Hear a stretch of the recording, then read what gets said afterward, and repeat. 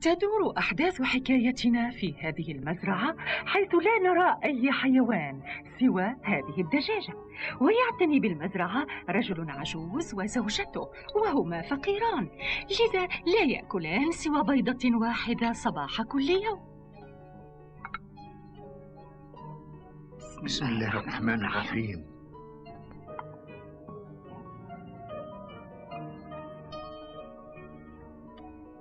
سئمت من هذه الحياة البائسة.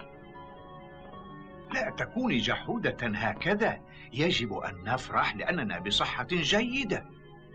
تقول أصحاء، لكننا لا نأكل سوى بيضة واحدة. أريد وليمة مغذية ولو مرة واحدة.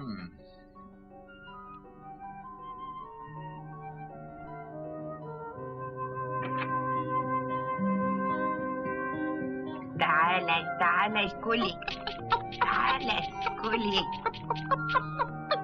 أي ألم يكفك هذا؟ دجاجة مغجلة. إن أردت الاستمرار في الأكل ضعي مزيدا من البيض حتى نبيعه.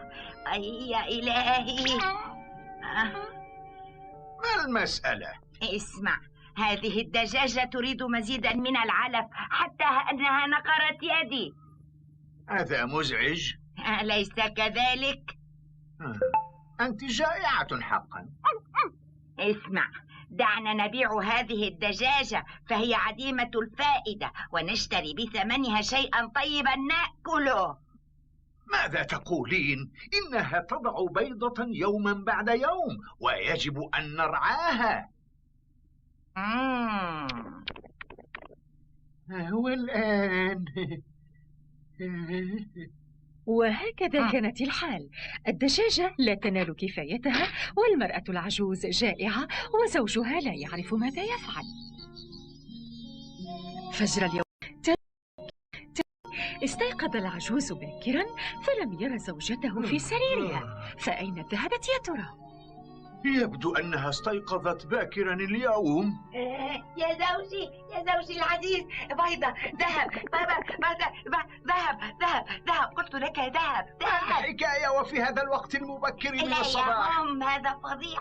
ذهب، بيضة، ذهب. من الذي ذهب؟ لا أفهم كلمة واحدة. هذا مثير حقا. إذا أسرع وتعال معي. أسرع، تعال. حسنا. فعلا لم تقل المرأة العجوز سوى الحقيقة، فقد وضعت الدجاجة بيضة من ذهب. رائع، أليس كذلك؟ ذهب حقيقي. ذهب رائع، بيضة حقيقية. فعلا إنه ذهب. زوجي، إن أخذت البيض للبلدة وبعتها نحصل على مبلغ عال. هذا صحيح. حسنا، سأذهب فورا وأبيعها. سأبيعها. افعل أرجوك. اترك المسألة لي. حاول أن تبيعها بأحسن سعر ممكن. وإلى البلدة ذهب الرجل العجوز وباع البيضة الذهبية، وحصل على نقود كثيرة. نستطيع أن نتعشى شيئا طيبا هذا المساء. وبتلك النقود اشترى الكثير من المأكولات. لذيذ. منذ كم سنة لم نذق مثل هذا الطعام. كأننا في حلم.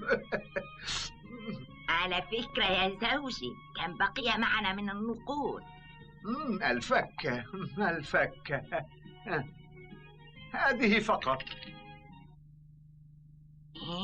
هذه فقط؟ حسنا، اشتريت كل هذا الطعام. وماذا استيقظ العجوز باكرا. ماذا ستفعل إن لم تبض الدجاجة ذهبا في الغد؟ عندها نفكر في الأمر. يجب أن نشكر الدجاجة على الوليمة حتى ولو ليوم. هيا، لا تعبسي هكذا. هل ستبيض الدجاجة بيضة من ذهب كما في اليوم السابق؟ لننتظر ولنرى. زوجي، استيقظ. ماذا تريدين في الصباح الباكر؟ انظر، وعملتها ثانية البيضة الذهبية. إذا عملتها، لذا سأذهب للبلدة فورا. هذه المرة سأذهب أنا حتى لا تصرفها كلها ثانية.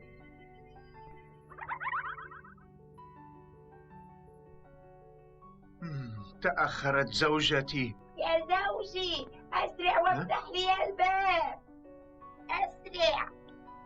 لقد تأخرت في العودة، لا بد وأنها اشترت اللازم للمزرعة. المرأة العجوز لم تستطع مقاومة الإغراءات. لم أقصد أن أصرفها كلها، لكن صرفتها كلها. وبدل أن تشتري اللازم اشترت ما يزين بيتها. فالآن هذا جيد. وماذا فعلت بالصورة؟